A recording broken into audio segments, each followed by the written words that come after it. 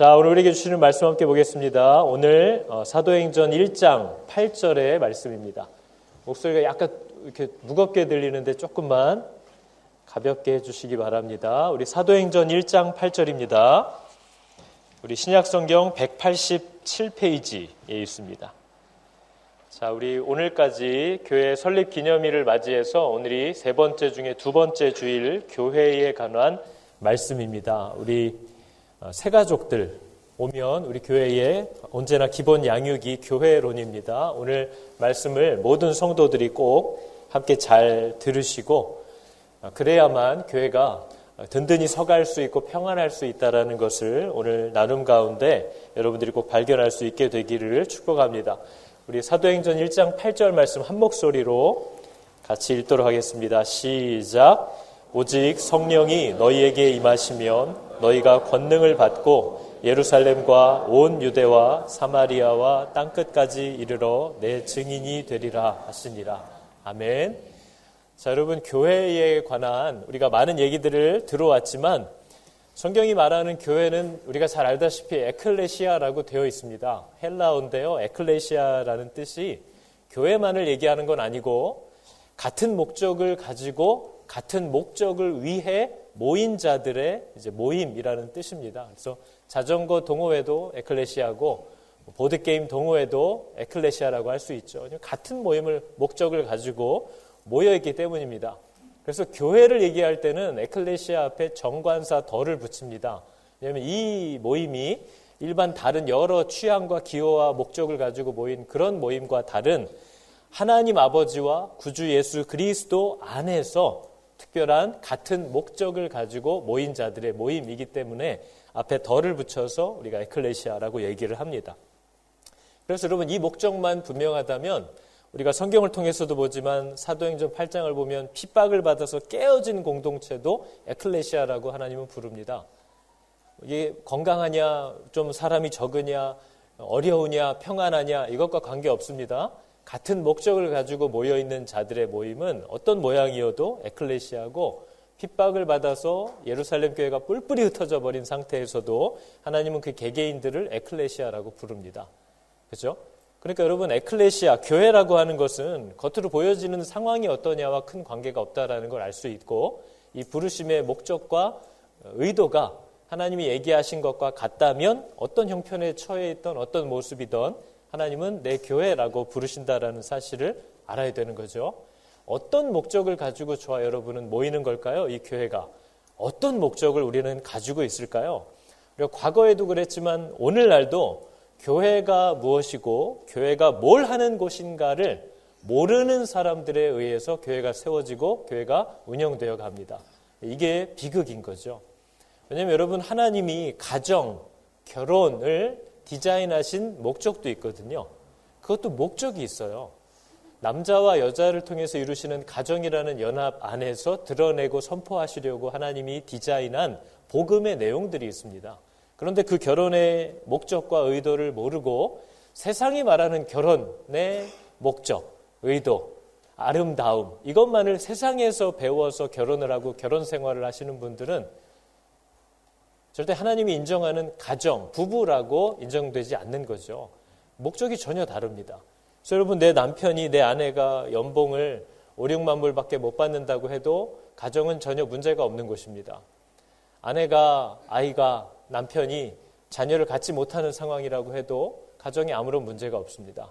그런 조건들이 아니라 이 두 사람이 하나님이 명하신 목적을 가지고 가정을 세웠기 때문에 이 가정은 하나님이 인정하시는 부부고 가정이 되는 거지 어떤 환경에 전혀 영향을 받지 않는다는 거죠.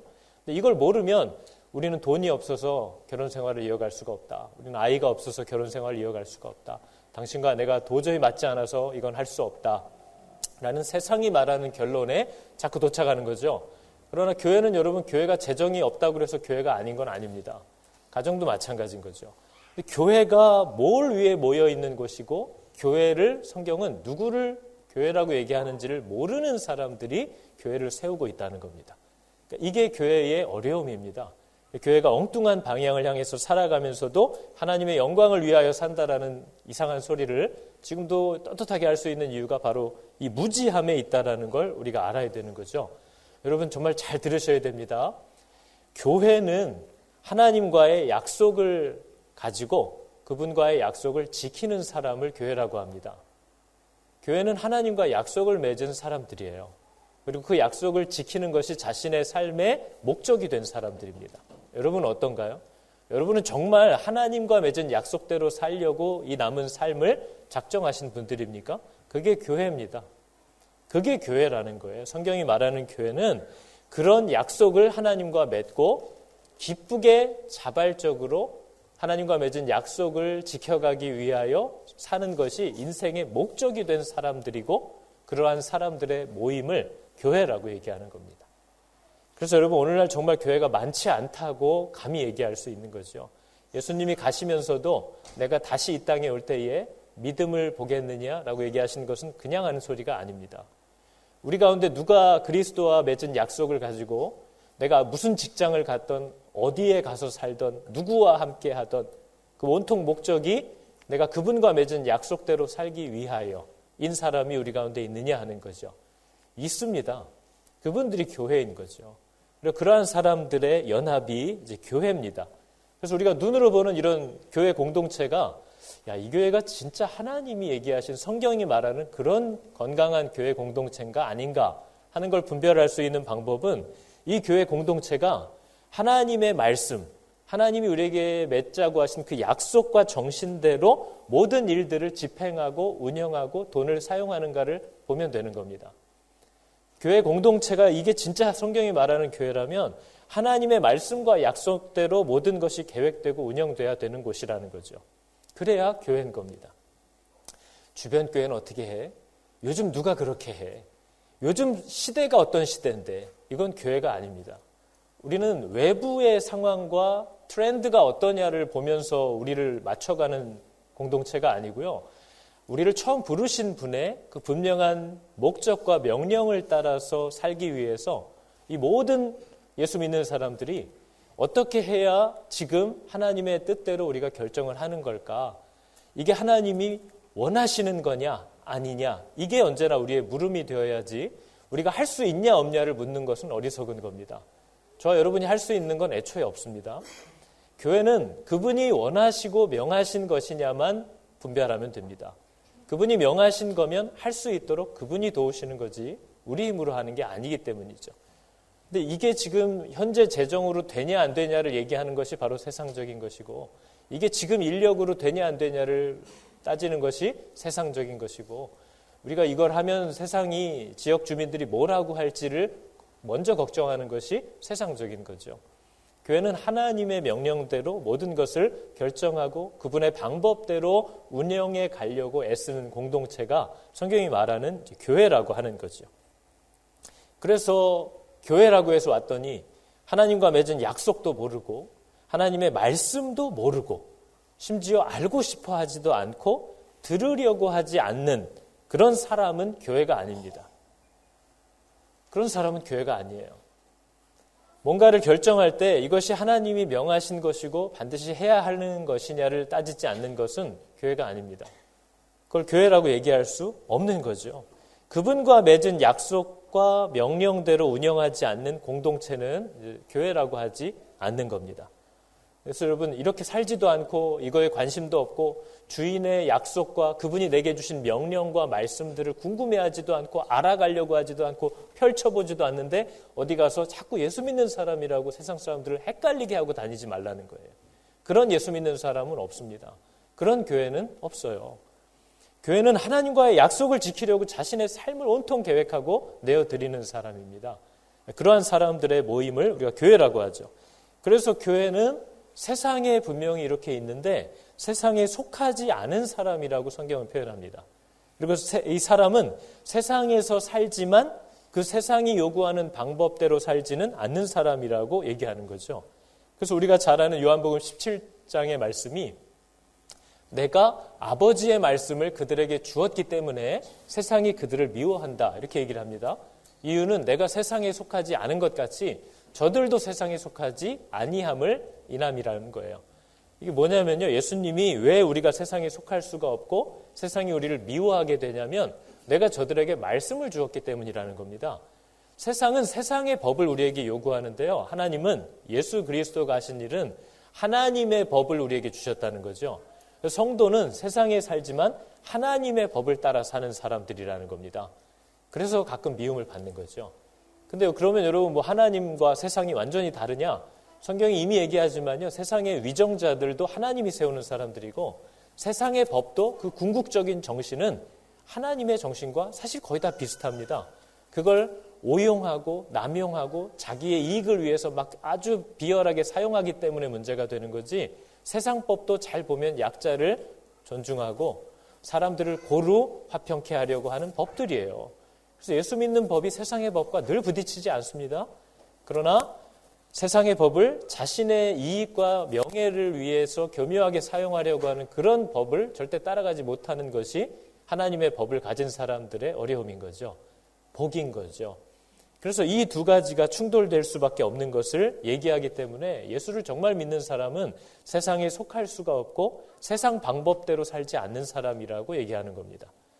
여러분들이 자녀를 키울 때 먹고 사는 문제, 결혼을 고민하면서 세상이 얘기하는 진리들을 더 중심에 두고 고민하는지, 내가 이때에 뭘 해야 되고 이 정도는 준비해야 되고 이게 세상이 얘기한 건지 성경이 얘기한 건지도 분별하지 못하면 비극인 거죠.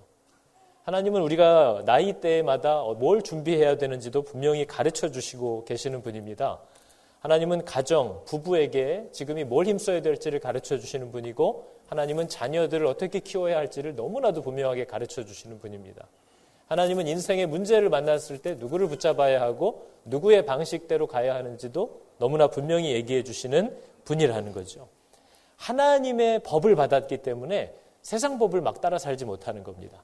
그래서 예수님이 주여 주여 하는 자들에게 이런 얘기를 하신 적이 있거든요. 불법을 행하는 자들아 내게서 떠나가라. 이 불법을 행하는 자라는 그 원어의 뜻을 해석하면 그런 뜻이에요. 내가 너희에게 이렇게 살으라고 준 법이 없는 것처럼 산 자들아 나에게서 떠나가라라는 뜻입니다. 이렇게 살라는 법을 준 적이 없는 것처럼 살고 있는 자들아 내게서 떠나가라는 얘기입니다.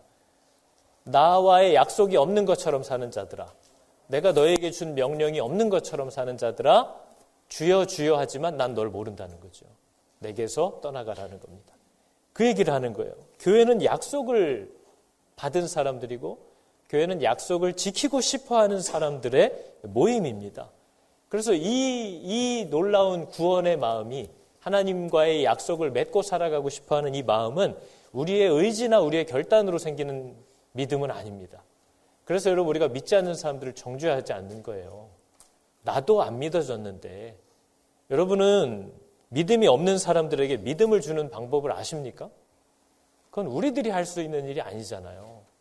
근데 왜 이렇게 우리는 애들을 쥐잡듯 잡고 부부간에 죽일 듯이 이렇게 달려들까요? 그러면 예수를 믿게 될까요? 그러지 않는다는 거죠. 우리도 은혜로 그것을 알게 되었기 때문에 우리는 그 동일한 은혜가 내 사랑하는 자들에게 임할 때까지 그분에게 죽기까지 순종하는 것 이외에 그 어떤 것도 내가 할 수 있는 게 없다는 사실을 인정하는 것이 하나님이 믿는 사람들에게 요구하는 순종입니다. 그걸 넘어가는 순간 십자군처럼 다 찌르고 다니는 거죠. 다 죽이고 다니는 거죠. 아주 교회라고 하면 꼴도 보기 싫을 정도의 공간으로 우리가 만들어버리고 다니는 거죠. 예전에 김남준 목사님이라는 분이요, 베드로전서와 요한일서의 말씀을 인용해서 이런 얘기를 한 적이 있습니다. 회심하지 않은 사람, 예수를 아직 믿지 않는 사람을 목양하는 것은 사실상 불가능한데 이는 그들이 신령한 하나님의 진리와 은혜에 의해 다스려질 수 없기 때문입니다. 참된 회심을 통해서 하나님의 성품과 은혜를 경험하고 그 진리의 맛을 안 사람들만이 목양의 질서를 따라서 성숙한 신자로 자랄 수 있다는 것은 명백한 진리입니다. 믿지 않는 사람들은 절대로 하나님의 얘기하신 그 권위와 질서에 순종하지 않는다는 거예요.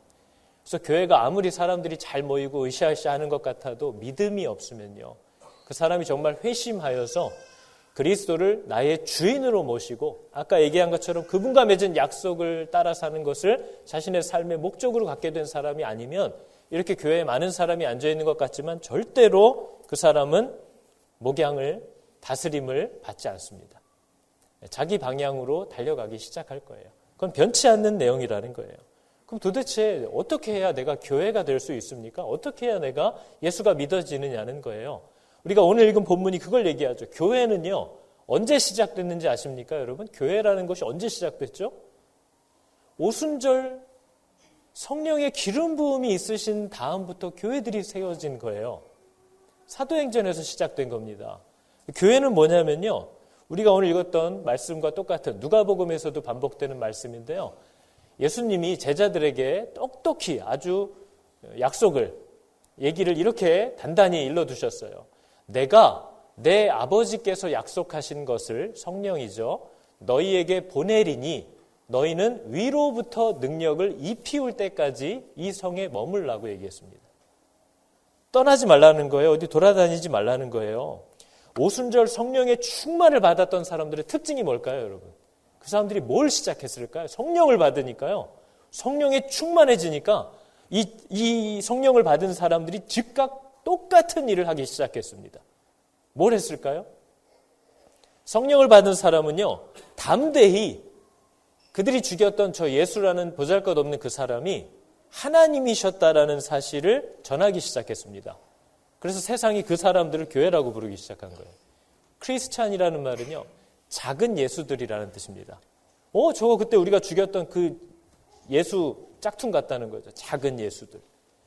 그래서 교회들이 성령의 충만함을 받자, 믿는 사람들이 성령의 충만함을 받으면요, 즉시 예수가 우리의 하나님이라는 사실을 얘기합니다.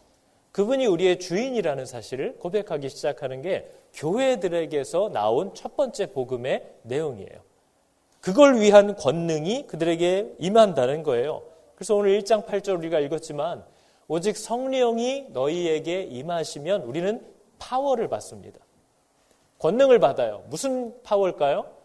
예루살렘, 유다, 사마리아 온 땅끝까지 이르러 예수가 하나님이시라는 사실에 대한 증인이 된다는 거예요. 그게 교회의 모습입니다. 여러분은 예수가 나를 창조한 분이고 나를 구원한 분이고 우리가 정말 신뢰할 만한 주인이라는 사실을 전하는 것이 여러분의 삶의 목표가 됐습니까? 그 목표를 가지고 그 목표를 향하여 하나님이 우리에게 주신 모든 달란트를 가지고 이런 직업도 가질 수 있고 저런 직업도 가질 수 있고 이런 사람들을 만났을 때 이런 일을 함께 하게 되고 그런 일들이 일어나는 거지, 우리가 내가 원하는 직업도 구하고 돈 많이 버는데 찾아다니면서 시간 되고 짬이 생기면 예수 교회 일도 좀 하겠다라는 건 성도가 아닙니다. 이 생명의 소식을 전하기 위한 자신의 삶의 방향이 잡혀 있고 그것을 이루기 위하여 필요한 모든 일들을 주신 달란트를 따라서 감당하기 시작하는 사람들이 교회인 거죠. 우선순위가 전혀 다르다는 거예요. 그래서 성령이 교회를 세우는 겁니다. 교회는 사람이 세우는 게 아니에요. 믿는 사람은 사람이 만드는 게 아니고요. 오직 성령이 임하시면 그 사람이 교회가 됩니다. 그 사람이 하나님을 알기 시작해요. 보지 못한 바 예수 그리스도를 사랑하기 시작하는 일이 일어납니다. 그래서 1장 4절에 보면 이렇게 얘기하는 거예요. 저희에게 분부했어요. 명령했어요. 말씀하시기를 예루살렘을 떠나지 말래요. 그리고 네가 나에게 들은 바 아버지의 약속하신 것 성령을 기다리래요. 성령이 임해야만 권능을 받고 사역이 시작됩니다. 그런데 성령을 받지 않았어요. 믿음이 없어요. 아직 아무런 확신도 없어요. 그런데 땅끝까지 돌아다니지 말라는 거예요. 일하지 말라는 거예요. 뭐라는 거예요? 땅끝까지 가지도 말고 너도 아직 제자가 아니면서 제자 삼는다고 까불지 말라는 거죠. 여러분, 예수님의 제자들이 언제 정말 제자가 됐는지 우리가 알지 않습니까? 성령이 임하시기 전까지 제자들은 다 가짜였어요. 다 위기가 오면 거짓말하고 도망가고 자기 이익을 위해서 살았고 제가 크냐 내가 크냐 그거 갖고 싸우고 있었어요, 제자들은. 근데 그 제자들이 예수님을 3년을 쫓아다녀도 그 모양 그 꼴이었는데 오직 성령이 제자들에게 임하니까 그들이 죽는 자리에도 거절하지 않고 나아가고 어떤 불이익을 당해도 예수가 그리스도라는 사실을 담대히 전하는 자들, 교회들이 되었다는 거죠. 그래서 여러분 이 교회 공동체에서 가장 힘쓰는 것은 여러분들이 성령을 받아야 하는 겁니다. 그게 이 교회 공동체를 통해서 하나님이 주시는 선물이에요. 성령을 주십니다. 하나님은 이 예배와 모임을 통하여 여러분이 말씀 앞에 서는 일을 통하여 믿음의 사람들과의 교제를 통하여 찬양 가운데 이 공동체를 통하여 이 교회라는 유기체를 통하여서 지금도 여전히 성령을 저와 여러분에게 선물로 주고 있는 줄을 믿으시기 바랍니다. 이 일이 우리 가운데 일어나고 있다는 거죠.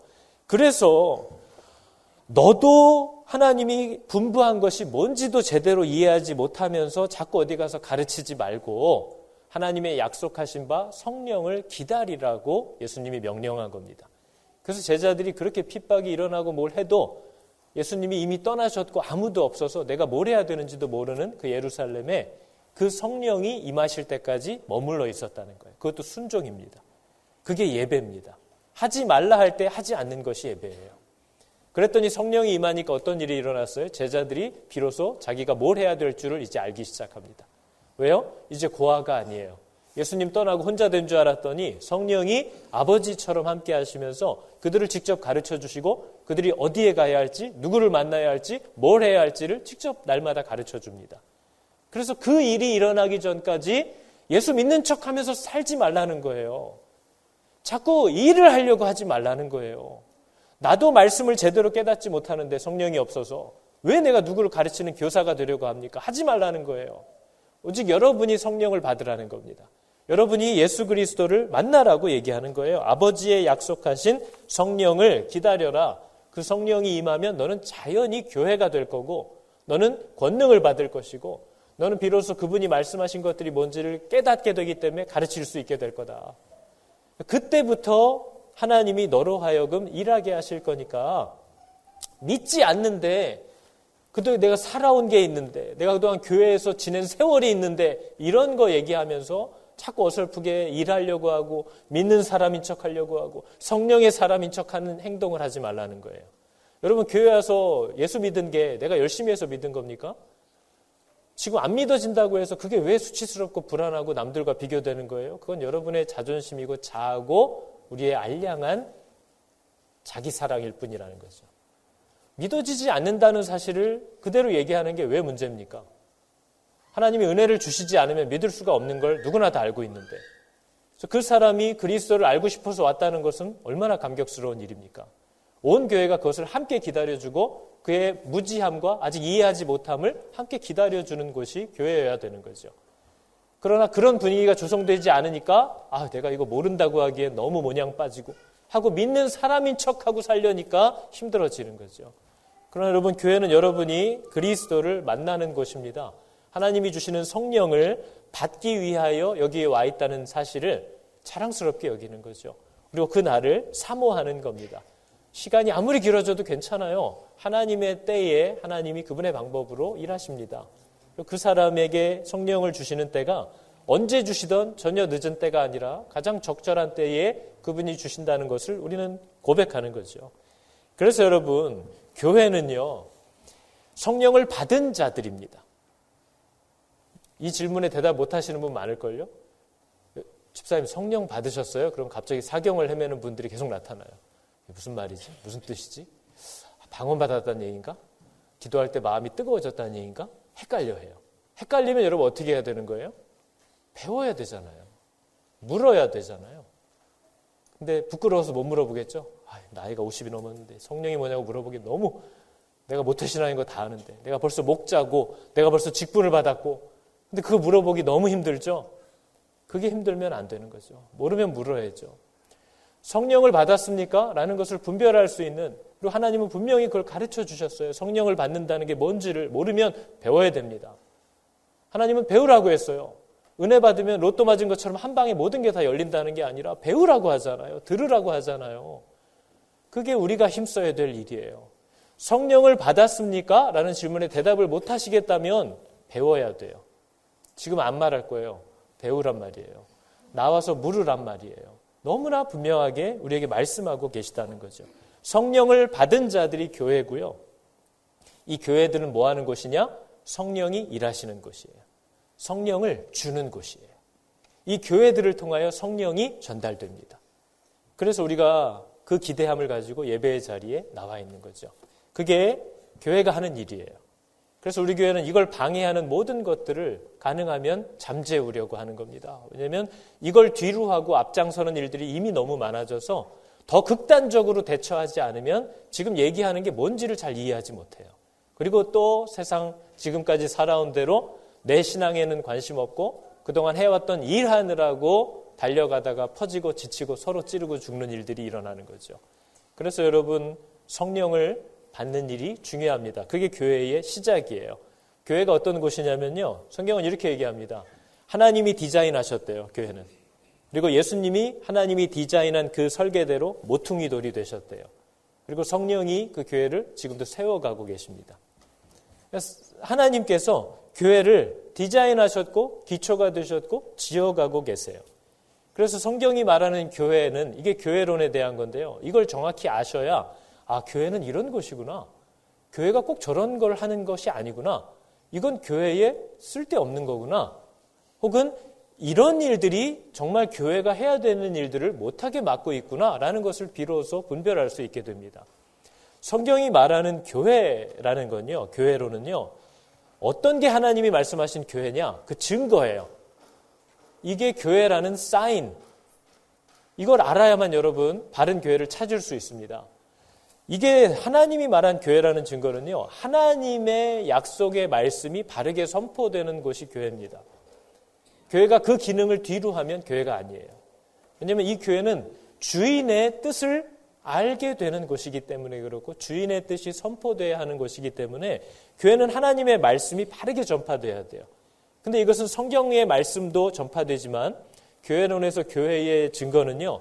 성찬이 바르게 시행되어야 한다 이렇게 얘기를 합니다. 성례, 세례와 성찬. 세례식과 성찬식은 예수님이 직접 이렇게 하라고 디자인해 주신 예식들이에요.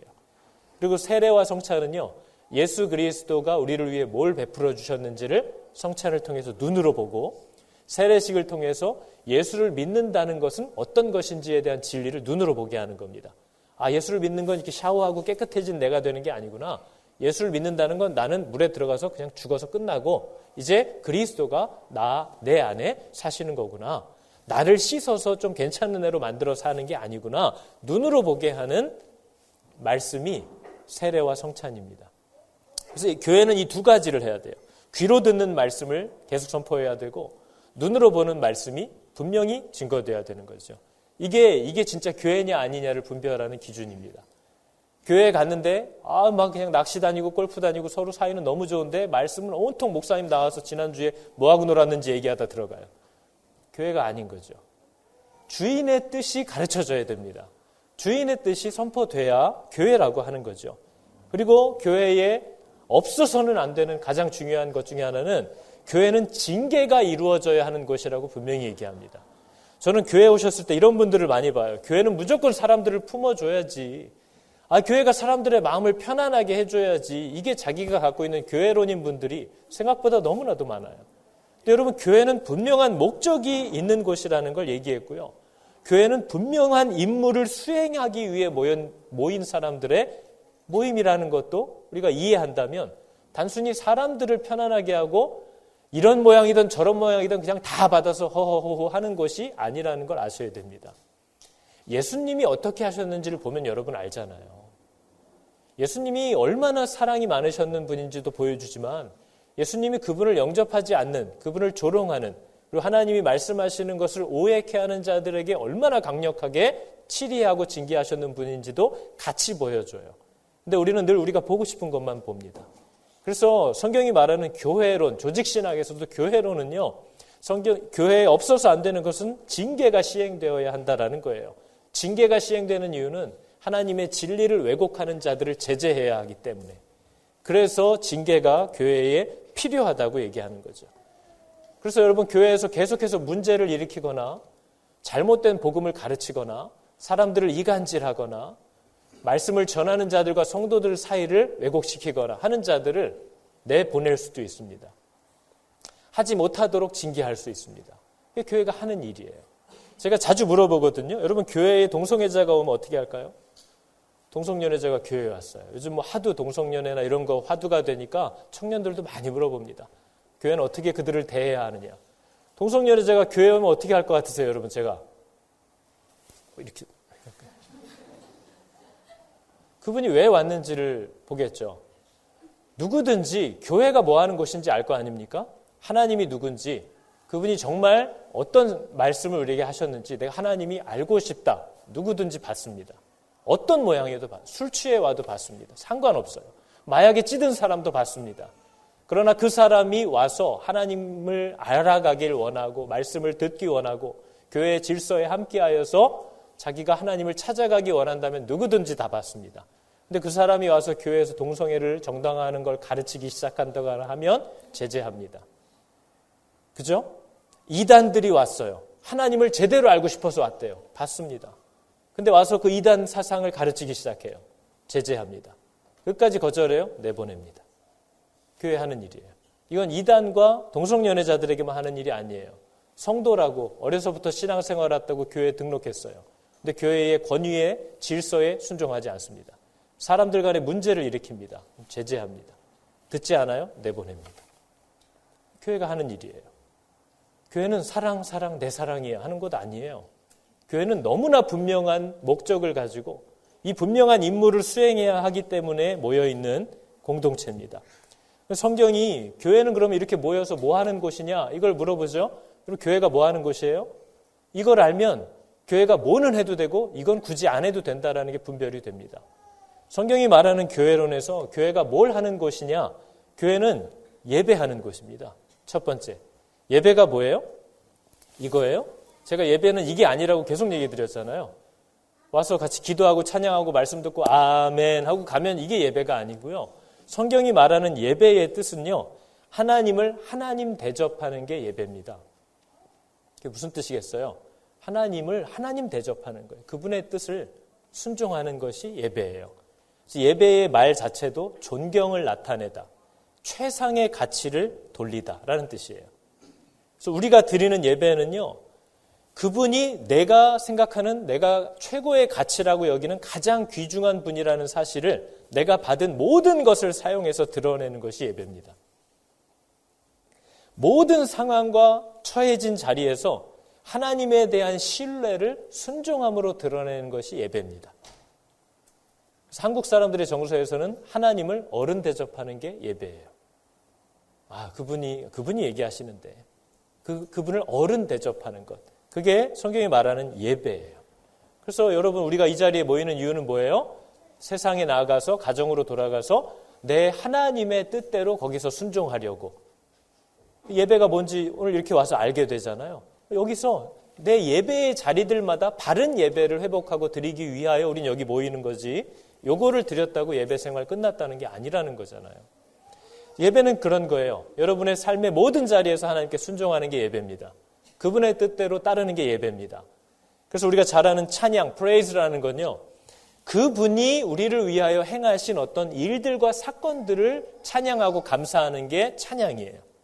아, 하나님 이런 일도 해주시다니, 야, 어떻게 나에게 이런 일을 하시다니, 그게 찬양이에요. 근데 예배는 뭐냐면요, 월십은요, 그분이 뭘 하셨던 안 하셨던 상관없어요. 그분의 존재 자체에 대한 감사예요. 그게 월십이에요. 그러니까 그분이 뭘 하든 안 하든 난 이제 상관없어요. 나는 이제 그분의 존재 자체가 나의 감동과 감격과 사랑이에요. 이게 우리가 부모가 자식들에게 갖고 있는 거잖아요. 건강하기만 하면, 네가 태어난 것만으로도 감사한 거죠. 그게 하나님과 갖게 되는 예배라는 겁니다. 그렇게 그분을 신뢰하게 되면요, 그분이 때로 내가 이해 안 되는 무슨 일을 하셔도 찬양할 수 있습니다. 왜냐하면 그분의 존재에 대한 신뢰가 있기 때문에 그래요. 그게 성경이 말하는 믿음이라는 겁니다. 그게 교회가 하는 곳이에요.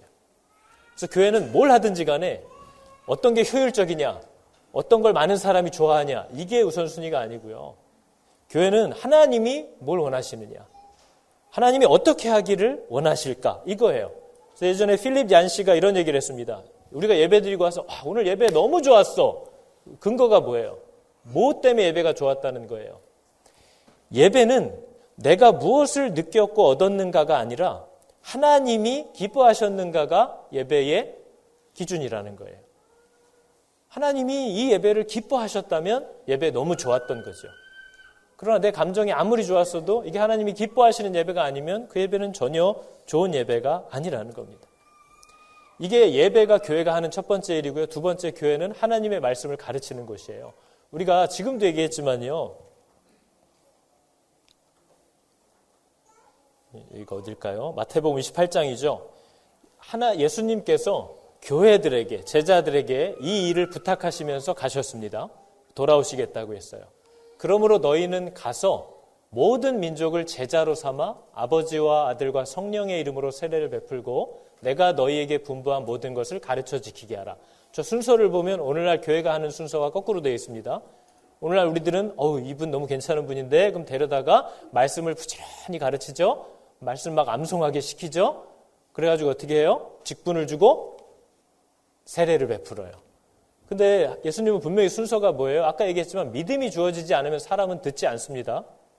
사람은 하나님과의 관계가 회복되지 않으면 그분의 말씀이 들리지 않아요. 그래서 믿지 않는 사람에게 말씀을 가르치는 일은 불가능합니다. 첫 번째가 뭐예요? 가서 모든 민족을 제자로 삼는 게 첫 번째예요. 제자로 삼는 건 뭐냐면요. 예수님의 특기였어요.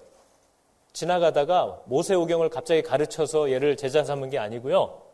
세리한테, 어부한테 너는 나를 따라라 했을 때 그들이 따라왔습니다. 그게 제자 삼는 거예요. 저 여러분이 예수 믿을 때 성경 다 공부해서 예수 믿었어요? 그분이 신뢰돼서 내 마음이 열리는 사건이 일어났어요. 그래서 그분을 따라 살기를 원하는 이 생명이 내 안에 시작됐어요. 그게 제자 삼는 거예요. 그게 성령의 역사예요. 그래서 복음을 그래서 전하는 겁니다. 그래서 복음을 선포할 때 그 말씀에 마음을 열게 되는 일들이 지금도 일어나요. 그러면 이 사람은 이제 하나님께로 나아옵니다. 그러면 어떻게 하래요? 세례를 베풀고 그리스도를 따른다는 게 어떤 건지를 가르쳐주고 비로소 이 주님을 따르기 시작한 자들에게 그분의 모든 가르침을 가르쳐서 지키게 하라는 거예요.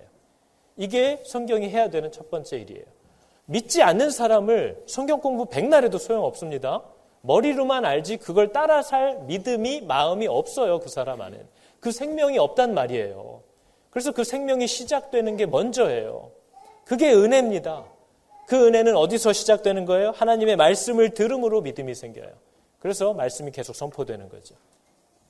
어느 순간 여러분이 어떤 말씀에 여러분의 마음이 열리는 일이 일어납니다. 그럼 여러분이 그분을 따르기 시작해요. 그때 비로소 여러분이 그분의 뜻을 궁금해하기 시작하고 그분의 말씀이 달게 느껴지고 그분의 뜻을 알고 싶어 합니다. 그리고 배울 때마다 그렇게 살고 싶어 하는 고백이 나오는 거죠. 그래서 여러분 이게 교회가 힘써야 하는 일이에요. 이 일이 첫 번째예요. 누가 필요하고 교회에 뭐가 필요하고 주차 봉사가 필요한 건 나중 일이에요. 예수를 믿으면 알아서 일합니다. 예수를 믿으면 알아서 교회가 이 일에 전념할 수 있도록 서로 도와요. 그래서 여러분 교회가 막 부흥할 때 어떤 일이 일어났어요? 사도들이 말씀을 선포하고 해야 되는데 돌봐야 될 사람들이 갑자기 너무 하루에 4,000명, 5,000명씩 들어오니까 돌볼 수가 없게 됐어요. 그래서 그때 무슨 일을 했어요? 집사를 세운 거예요. 왜냐하면 교회가 이 일이 주예요. 말씀과 기도에 전무하는 것이 교회의 첫 번째 일인데 사람 돌보는 일도 나쁜 일 아니잖아요. 해야 되는 일이에요. 근데 우선순위가 바뀌니까 문제가 일어난 거죠. 과부 간의 전쟁이 일어났어요. 과부를 출신 성분 따라서 다르게 대처하는 아주 불평등함이 교회 안에 나타난 거죠. 그때 저는 사도들이 지혜롭다고 생각하는 것이 그들이 성령의 사람인 이유는 당장에 과부들을 이스라엘에서 쭉 살았던 과부냐, 해외 유학 갔다 온 과부냐, 이거 갖고 막 밥을 많이 주고 적게 주고 막 이런 짓을 했단 말이에요. 그래서 문제가 일어나면 제가 담임 목사인데 뭐부터 했을까요? 그 밥 준 애들 데리고 와봐. 이랬을 거야 아마. 그 밥 나눠준 애들 좀 데리고 와봐. 너 왜 그렇게 퍼졌냐? 막 이거 갖고 시비 걸었을 거예요. 근데 사도들이 그 소식을 듣자마자 뭘 했어요? 회개했어요. 교회가 하나님이 교회에게 맡긴 일에 우선순위를 두지 못하고 사람들 밥 퍼주고 구제하는 일을 하다가 이런 일이 일어났다는 것을 깨닫고 집사들을 세워서 여러분들이 이 일을 맡아라. 우리는 교회의 원래의 부르심대로 말씀과 기도에 전무하리라. 우선순위를 잡았더니 문제가 해결됐어요. 그게 지혜라는 겁니다. 이 일이 오늘날도 교회에서 일어나야 돼요. 그래서 목사가 하나님의 말씀을 연구하고 전하는 것에 전념하도록 세운 것이 직분자들이에요. 그러니까 직분자들은 지금도 항존직들이 보면 하고 있어요. 뭐가 필요합니까? 어떤 게 필요합니까? 찾아서 도와주시는 거죠. 항존직들을 처음 세웠을 때 저한테 물어보셨어요. 목사님, 어떤 걸 좀 도와드리면 좋을까요? 그때 제가 뭐 얘기할게요? 목장을 제가 좀 안 짰으면 좋겠습니다. 이렇게 얘기했어요. 제가 연초에 목장을 한번 구성하고 나면 1년 내내 시달립니다. 1년 내내 나를 왜 여기에 넣었냐, 쟤는 왜 여기에 넣었냐, 난 이 목장 싫다, 절로 옮겨달라. 이것 때문에 1년 내내 시달려요. 목사님 내 사정 아시면서 내가 그때 신방할 때 분명히 얘기했는데 얘 싫다고 왜 여기 가서 내가 붙여있냐, 이거 갖고 이제 1년 내내 시달립니다. 그래서 제가 목장을 대신 짜주실 수 있냐 그랬더니 집사님 권사님들이 오케이, 목장을 짜주셨어요. 놀라운 일이 일어났습니다. 한 분이 오셨어요. 목사님 왜 나 여기다 넣었어요? 제가 안 짰는데요. 아, 그래요? 아니 왜 죽일 듯이 다가와서 내가 안 짰다니까 아무 일도 아닌 것처럼 갑니까? 내가 짜면 따질 거고 남이 짜면 안 따질 건 거예요? 이런 일들이 힘든 거죠. 본질에서 자꾸 마음을 허비하는 일들이 나타나요. 그걸 위해서 집사님들이 일어난 거예요. 그래서 우리 집사님들이 멸시천대 십자가를 다 지고 가시기로 했습니다. 하여튼 문제가 있으면 다 집사님이 했다고 할 거예요. 반응이 좋으면 제가 했다고 할 거예요. 이게 이제 교회에서 함께 교회의 부르심에 전념하기 위한 일들이에요. 그래서 교회에 왔는데 말씀을 배우지 않는다. 그 사람이 나는 성령을 받았다고 사실 생각하지 않습니다. 왜냐하면 성령을 받은 사람들은 알아요. 그 주인의 뜻을 알고 싶어 합니다. 주인에게 순종하고 싶어 해요. 말씀을 펼치지 않고 사는 것이 그렇게 길어질 수 없습니다. 이렇게 20년, 30년씩 찬양 가사로만 성경 구절을 들으면서 살 수는 없어요. 근데 그 놀라운 일을 하고 계시는 분들이 얼마나 많은지 몰라요. 하나님의 말씀을 펼치지 않는 성령의 사람은 없어요. 그건 역사가 증거하는 거고 성경이 분명히 명시하는 겁니다. 이게 교회가 힘써야 되는 거예요. 마지막으로 교회가 힘쓰는 건 우리가 잘 아는 거잖아요. 전도. 전도가 뭐예요? 세상에서 하나님을 예배하고 사는 게 전도예요. 여러분이 세상에서 하나님의 뜻대로 순종하려고 사는 걸 보면 때로는 사람들이 멸시하고 조롱하고 때로는 궁금해하고 때로는 존경합니다. 그러나 그들의 반응과 개의치 않고 내가 만난 하나님을 교회에서만 순종하고 섬기고 사는 게 아니라 믿지 않는 가족들 앞에서도 맨날 찬양 부르고 예수 믿으라, 주 예수를 믿으라 이렇게 얘기하고 다니라는 게 아니고요. 내가 뭘 하든지 하나님의 뜻대로 살아가려고 하는 그 순종의 모습이 여러분의 삶에 교회에서만이 아니라 세상에서도 그러고 사신다면 세상은 여러분들을 통해서 보지 못하는 바 하나님을 보게 된다고 우리에게 분명히 얘기합니다. 그래서 교회에서는 믿는 사람처럼 학교에서 세상에서는 안 믿는 애들이랑 별 다를 바 없이 이건 성도가 아닙니다.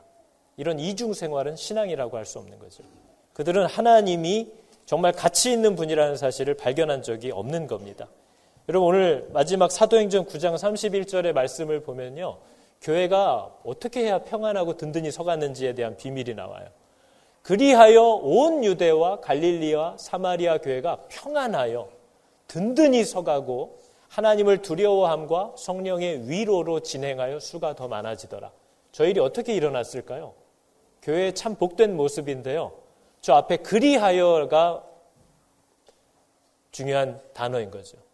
그리하여 저런 열매가 나타났다는 거예요. 그럼 사도행전에 어떤 일이 저 앞에 나타나냐면요. 사도행전 처음 2, 3장은 상상할 수 없는 축복과 기적이 일어나는 은혜가 부어집니다. 교회에. 근데 4장부터는 핍박이 시작돼요. 베드로와 요한이 막 체포되고 5장부터는 막 감옥에 갇히고 채찍질 당하고 아주 난리도 아닙니다. 그런데 그런 핍박을 당하는데 복음을 영접하는 가난하고 소외된 자들의 수가 더 급격히 늘어나기 시작했어요. 교회가 능력이 있기 시작했어요. 말씀대로 하니까. 핍박을 받는데. 그런데 6장에 과부들을 출신 성분과 지역에 따라서 차별하는 사건 때문에 어려움을 겪을 뻔했는데 아까 얘기한 대로 사도들이 지혜롭게 처신했어요. 교회가 정말 애써야 되는 부분에서 우선순위가 살짝 틀어지려고 하는 것에 성령이 경고하신다는 것을 사도들이 캐치했습니다. 그래서 사람들 간의 시시비비를 다루는 것이 아니라 자기들이 틀어졌던 본질에서 다시 바로 돌아오기를 결단했어요. 그래서 문제가 해결됐습니다. 그러면 은혜가 막 넘쳐야 되잖아요. 7장에 은혜가 너무 넘친 나머지 스데반이 집사 신분인데 어떤 목사보다 탁월한 설교를 막 하고 다녔습니다. 스데반이 그런 진리를 전하면 은혜가 넘쳐야 되는데 순교를 당하면서 교회 공동체가 다 해체돼 버렸어요. 예루살렘 교회가 어마어마한 핍박에 휩싸여서 모든 성도들이 사도를 제외하고는 다 떠나버렸습니다. 다른 지역으로 다 도망갔어야 됐어요. 그래서 8장에 지하교회들처럼 숨어 다니면서 죽음을 각오하고 복음을 전하고 있는데 희한하게도 열매가 유대인들이 안 믿고 그들이 평소 멸시하고 하나님의 사람이 아니라고 생각하는 이방인과 사마리아인들이 자꾸 열매를 맺는 겁니다.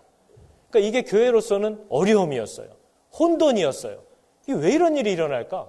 왜 우리 교인들은 다 믿음이 없어지는데 이상한 사람들만, 막 이슬람 사람들이 갑자기, 힌두교 사람들이 갑자기 막 은혜를 받기 시작하니까 이게 우리가 잘하는 건가? 너무나 큰 혼란에 휩싸였어요. 근데 거기에 정점을 찍은 게 바울입니다. 9장에 갑자기 예수 믿는 사람 쫓아다니면서 죽이던 바울이 회심했다는 소식이 들리는 거예요. 너무 불안하잖아요. 저것도 무슨 속셈인가? 저것도 무슨 꿍꿍인가? 제자들의 마음이 두렵고 혼란스러운 상황 속에 처했어요. 교회가. 그게 우리들의 삶이잖아요. 도대체 이게 무슨 일이 일어나는 건지, 왜 이렇게 하나님이 일을 하시는 건지 이해를 할 수가 없는 거예요. 정신을 쏙 빼놓는 사건의 연속이고 이해할 수 없는, 받아들일 수 없는 사건들이 계속 일어났는데 사도들과 제자들이 이때 어떻게 했냐면요. 더 겸손히 하나님을 주목하여서 묻고 듣고 순종하려고 했을 때 교회가 더 든든히 세워졌다는 거예요. 저거 바울이 진짜일까 고민했는데 예수님은 언제나 너 나를 따르라 했을 때 따라오면 그 사람의 신분이 누구든지 상관하지 않고 제자로 받았습니다. 그러나 따르지 않으면 그가 아무리 탁월한 삶을 살았어도 제자로 받지 않았어요. 마찬가지로 사울도 예수님의 부르심을 받았을 때 자기가 갖고 있던 모든 경험과 지식을 버려놓고 따라갔고요. 제자들도 아니 사울이 예수를 믿어? 예수 믿는 사람 죽이던 걔가? 근데 아나니아와 바나바라는 형제들의 권고와 성령의 권고를 받고 바울을 받으라 하셨을 때 순종하여서 교회가 그를 형제로 받습니다. 이렇게 순종하는 일들이 나타나니까 그리하여서 교회가 평안하고 든든히 서가기 시작했다고 얘기하는 거죠. 열매가 많아졌다고. 여러분, 왜 교회가 믿는 사람인지 아십니까? 교회는 믿는 사람이 아니면 일을 못해요. 우리가 잘 아는 기드온의 사건만 봐도요. 기드온은요. 13만 5천 명의 군사와 싸워야 되는데 지금 데리고 있는 인원은 3만 2천 명이에요. 지금 싸워도요. 4대 1로 싸워야 돼요. 여러분이 아무리 싸움 잘해도 4대 1로 싸우면 이기기 쉽지 않습니다. 칼 들고 있는데. 근데 하나님이 명령하셨던 것은 뭐예요? 다 보내고 300명만 가지고 싸우라고 했어요. 그럼 여러분 몇 대 몇인지 아세요? 450대 1이에요. 총을 줘도 못 이겨요. 450대 1로 싸워야 되는 싸움인데 하나님이 명하셨기 때문에 시작했어요. 그래서 믿지 않는 사람은 교회가 될 수 없는 거예요. 아무리 계산해도 답이 안 나와요. 지금 아무리 계산해도 우리 교회 재정으로 이게 될지 안 될지 답 안 나온다니까요. 아무리 계산해도 지금 일꾼이 없는데 이게 될까? 답 안 나와요.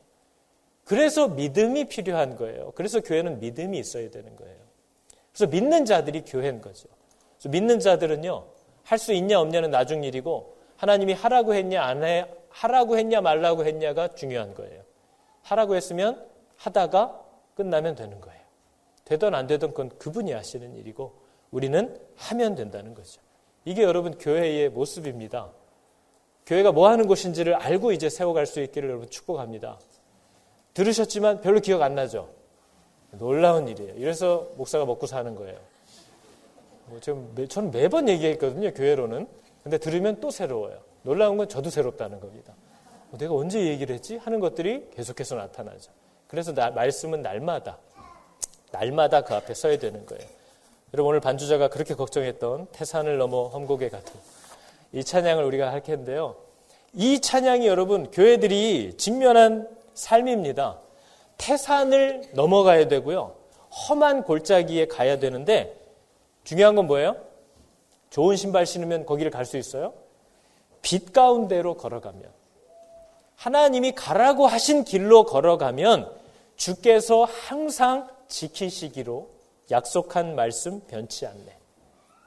2절은 뭐예요? 캄캄한 밤에 다닐지라도 주께서 나의 길 되시고 나에게 밝은 빛이 되시니 길 잃어버릴 염려 없네. 여러분 함께 찬양할 텐데요. 교회는 하나님이 말씀하신 대로 사는 사람들입니다. 여러분 교회들 되시기를 축복합니다.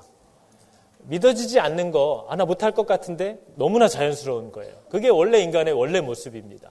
근데 은혜가, 하나님이 주시는 은혜가 이제 임할 텐데 여러분의 마음에 그 없었던, 생각할 수 없었던 놀라운 마음이 여러분에게 주어지는 것을 경험하게 될 겁니다. 그걸 위해서 지금 교회가 있는 거거든요. 그것 때문에 하나님이 지금 말씀을 주고 계시는 겁니다. 이 은혜 다 여러분과 여러분의 가정, 자녀들에게 부어주실 줄을 축복합니다.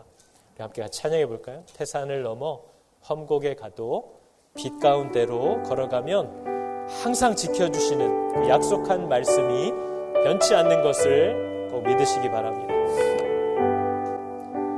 태산을 넘어 험곡에 가도 빛 가운데로 걸어가면 주께서 항상 지키시기로 약속한 말씀 변치 않네. 하늘의 영광, 하늘의 영광, 나의 맘속에 차고도 넘쳐 할렐루야를 힘차게 불러 영원히 주를 찬양하리. 캄캄한 밤에 다닐지라도 주께서 나의 길 되시고 나에게 밝은 빛이 되시니 길 잃어버릴 염려 없네. 하늘의 영광, 하늘의 영광, 나의 맘속에 차고도 넘쳐 할렐루야를 힘차게 불러 영원히 주를 찬양한 광명한 그 빛, 광명한 그 빛 마음에 받아 찬란한 천국 바라보고 할렐루야를 힘차게 불러 날마다 빛에 걸어가리. 하늘의 영광, 하늘의 영광, 나의 삶 속에 차고도 넘쳐 할렐루야를 힘차게 불러 영원히 주를 찬양하리.